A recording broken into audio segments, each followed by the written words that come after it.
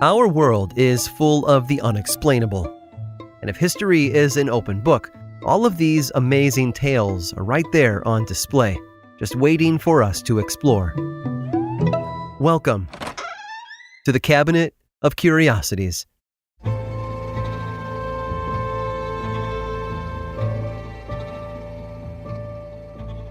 In 1927, Mercedes was a secretary with grand ambitions.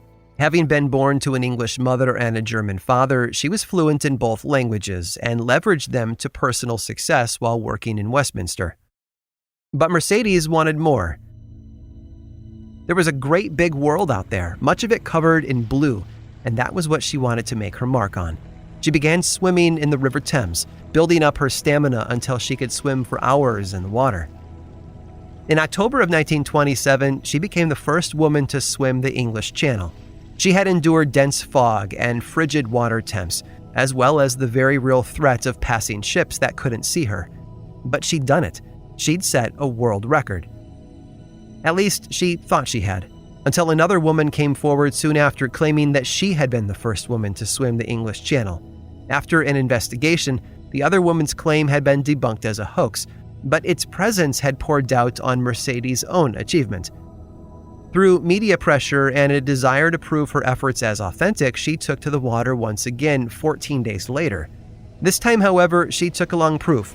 Not only was she followed by her trainer in a small boat, she also wore a small watch around her neck to track her time in the water.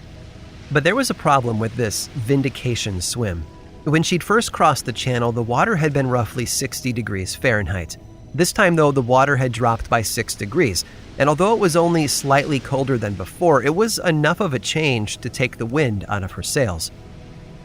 Mercedes began her journey at 4:21 a.m. By 1 p.m., she was already feeling the effects of the cold. Her senses had dulled, and she would fall asleep for seconds at a time. Her trainer tried to keep her alert, but Mercedes found herself in a constant loop of wakefulness followed by seconds of sleep. After an hour and a half without any real progress, her trainer lowered a ladder into the water. Mercedes refused to give up. She swam away from the boat, but her body knew that it was time to stop. Just before 3 p.m., she took hold of the ladder, and her trainer pulled her into the boat. She had failed to swim the channel for a second time, but her efforts had validated her first. No one questioned her any longer. That said, the idea of a sports celebrity at the time was pretty new. There were no Wheaties boxes or sneaker endorsements yet, and come the next news cycle, she'd be another forgotten name in history. There was the watch, though, the one she had worn around her neck as she attempted to cross the English Channel that second time. Now, watches at the time were made with hinged backs, so wearers and technicians could easily access the movements inside. They were designed for function over form, but that left them vulnerable. In tropical climates, and when submerged in water, the watches would often malfunction due to the moisture getting inside. The watch around Mercedes' neck, though, was brand new. It was named after a watertight shell, and its design was revolutionary. For example, the crown on the side could be screwed down to create a seal, and rather than use a hinged back to hide the components, its front and back panels were screwed into place. The result was a waterproof and dustproof watch. After her swim, and after everyone saw how her watch was still working perfectly when she got out of the water, Mercedes Gleitz became its spokesperson. She was featured in print advertisements describing the most rigorous stress test any watch had ever undergone before, 10 hours in the water, a testament to the engineering feat that was this brand new watch. Gleitz didn't know it at the time, but she not only cemented her own legacy as an enduring name, but also one of the most famous watch brands in the world. She helped take them from a struggling two-man operation all the way to a multi-billion-dollar titan of luxury jewelry. Thanks to Mercedes Gleitz, a new watch company was able to keep its head above water. A company called Rolex.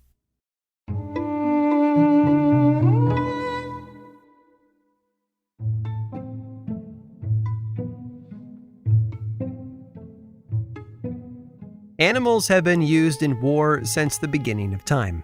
Hannibal, the Carthaginian general, famously used war elephants as he crossed the Alps, conquering much of Europe in the process. Though you wouldn't see them in use today, elephants were a common sight on the battlefield. They functioned much like today's tanks, plowing through scores of soldiers and intimidating horses. The U.S. Army has also utilized unusual animals in its military campaigns. During World War II, for example, napalm charges were strapped to thousands of bats bound for Japan. Unfortunately, a few got loose and ended up bombing an Air Force hangar, and that was the end of the bat bomb idea.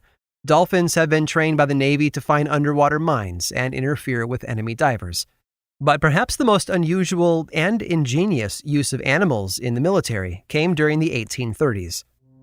As Americans migrated west, they quickly discovered how nefarious the terrain was compared to the developed cities back in the east.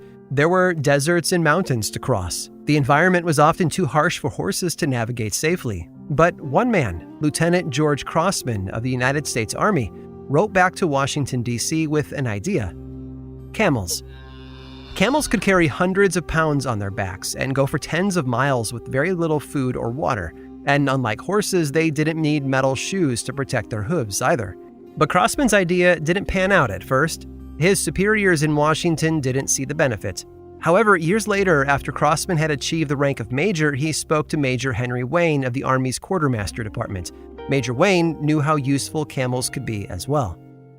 On Crossman's suggestion, Wayne wrote to the War Department. His letter found its way to the desk of Senator Jefferson Davis, future president of the Confederate States and a major player during the Civil War. It took several years, but in 1853, Davis was able to convince Congress to approve funding for Wayne's camels. $30,000 were appropriated for the project. Wayne was sent to the Navy ship, the USS Supply, to acquire them. He first traveled to London, then Paris, to speak with camel experts and zookeepers. He needed to learn how to handle the animals once they were on board the ship. From there, he traveled to Tunisia. For 5 months, Wayne and the Supply's commander, Lieutenant David Porter, sailed to Greece, Turkey, and Egypt, purchasing camels along the way. With 33 camels in tow, they traveled back to America in roughly 3 months. The ship had to deal with choppy seas and heavy storms much of the way, but on May 14th, the USS Supply docked in Texas, finally home. From there, the animals were marched for almost 200 miles to a camp much like the ones Wayne had encountered in the Middle East. Here, he could train his camels to perform specific military duties.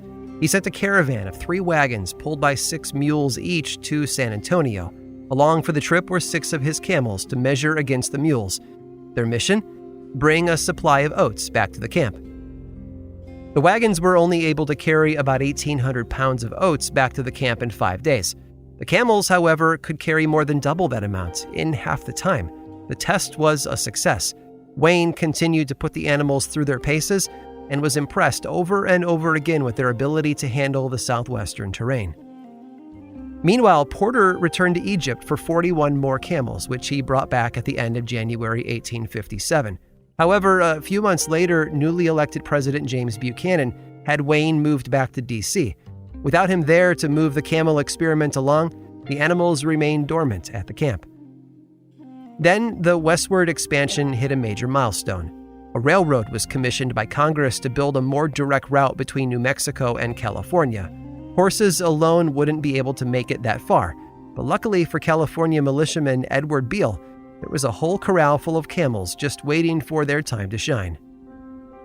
25 camels joined 44 soldiers, a dozen wagons, and almost 100 dogs and mules as they worked their way west. Each camel could tote around 700 pounds without slowing down, often going over rocks and sand that would bring the horses to a halt. They ate very little and performed reliably, earning them a potential position among the United States military's other animal forces. When a new road needed to be built, the camels were there to carry materials and surveyors from site to site. By the Civil War, however, the camel experiment had hit a major roadblock. Some were captured by Confederate troops and abused, or even killed.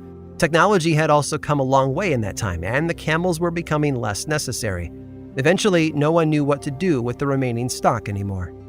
So they were sold at auction, often to circuses or private ranches.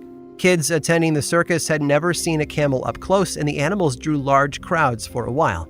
But when the crowd stopped coming, the owners didn't sell them or donate them to local zoos. Instead, they let them loose into the wild.